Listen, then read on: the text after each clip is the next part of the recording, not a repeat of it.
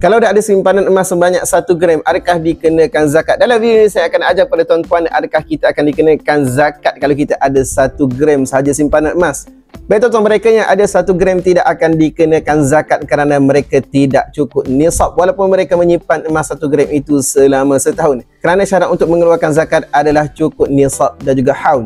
Nisab iaitu 85 gram ataupun mengikut kadar uruf di sesebuah negeri yang tertentu, dan haul pula adalah cukup simpanan selama setahun. Jadi tuan-tuan yang hanya ada 4.25 gram bersamaan 1 dinar ataupun 21.25 gram iaitu 5 dinar, tak perlu fikir lagi tentang zakat emas dan sebagainya. Dan kebiasaannya mereka yang takut nak simpan emas kerana zakat, sebenarnya mereka 1 gram pun belum ada lagi simpanan emas 999.9. Dan bukan setakat simpanan emas sahaja yang dikenakan zakat, saham, ASB dan yang lain-lain juga boleh dikenakan zakat asalkan cukup nisab dan juga haul. Pastikan kita dapat ilmu yang berguna dan betul tentang simpanan emas. Isi web biru sekarang ataupun klik sahaja link di bio.